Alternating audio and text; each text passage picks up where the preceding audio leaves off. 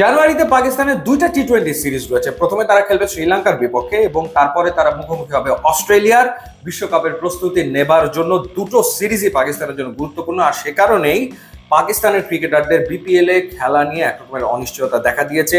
Pakistan cricket board Saim Ayub, Sahibzada ফারহানদের NOC নাও দিতে পারে। সেই কারণে বিপিএল এর দলগুলো তারা আসলে বিকল্প খুঁজতে শুরু করেছে এবং সেই ক্ষেত্রে নোয়াখালী এক্সপ্রেস, সিলেট টাইটান্স খুব ভালো দুজনকে রিক্রুট করেছে। নোয়াখালী এক্সপ্রেস দলভুক্ত করেছে অভিজ্ঞ মোহাম্মদ নাবিকে, 40-এর উপরে বয়স, বিপিএল এ 6টা দলের হয়ে খেলেছেন এবং তিনি বাংলাদেশের কন্ডিশনকে খুব ভালো বোঝেন এবং এই কন্ডিশনে তার bowling effective, middle and lower middle অর্ডারে কেমিও খেলার সক্ষমতা মোহাম্মদ নাবির রয়েছে। সবশেষ সিজনে চ্যাম্পিয়ন ফরচুন বরিশালের হয়ে তিনি বিপিএল এ খেলেছেন, তাকে দলভুক্ত করা হয়েছে। নোয়াখালী এক্সপ্রেসে আসলে খুব ভালো মানের স্পিনারের অভাব ছিল। সেখানে রয়েছে নাজমুল ইসলাম অপু। এখন অপুর পাশাপাশি মোহাম্মদ নবী যুক্ত হওয়ার কারণে তাদের বোলিং ডিপার্টমেন্ট শক্তিশালী হয়েছে। They have some fast bowlers. তাদের রয়েছে ইহসানুল্লাহ খান, এরপর রয়েছেন রেজাউর রহমান রাজা, রয়েছেন মুশফিক হাসান। দলটার টপ অর্ডার মিডল অর্ডার দারুণ, কোনো সন্দেহ নাই। যেখানে সৌম্য সরকার রয়েছেন, কুশাল মেন্ডিস রয়েছেন, জনসন চার্লস রয়েছেন, মাহিদুল ইসলাম অঙ্ক, জাকের আলী অনেক থাকবেন। এরপরে মোহাম্মদ নবীকে নেওয়ার ফলে তাদের ব্যাটিং অর্ডারে ডেপথ তৈরি হয়ে যাবে। সো এটা একটা দারুণ পিক নোয়াখালী এক্সপ্রেসের জন্য।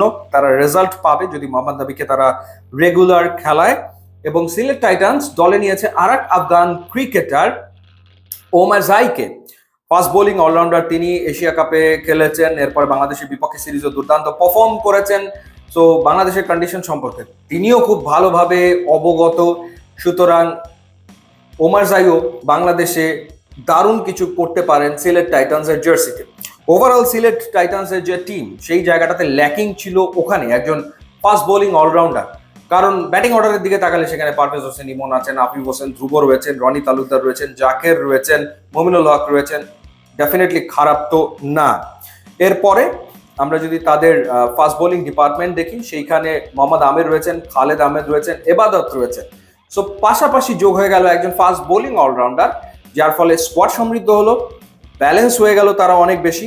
সো ওমার জাই যে ধরনের ব্যাটিং রিসেন্টলি করছেন, অর্থাৎ ঝোড়ো ব্যাটিং তিনি করেন, খুবই অ্যাটাকিং মুডে ব্যাট করছেন, পাশাপাশি তিনি বোলিংটা করেন। আইদার তিনি ব্যাটিং করে ম্যাচ জেতাতে পারেন অথবা তিনি বোলিং করে ম্যাচ জেতাতে পারেন। He is a genuine match winner.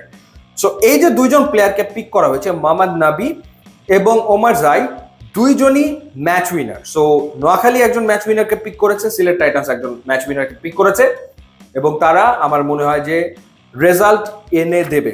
BPL যদি রেগুলার তারা খেলে, টিমকে তারা রেজাল্ট এনে দেবে বলে আমার কাছে মনে হয়। খুবই ভালো সিদ্ধান্ত দুই ফ্র্যাঞ্চাইজি। ইউটিউব এবং ইনস্টাগ্রাম লিঙ্ক আছে, আপনারা যোগ দিলে খুবই খুশি হবো। And thanks for watching.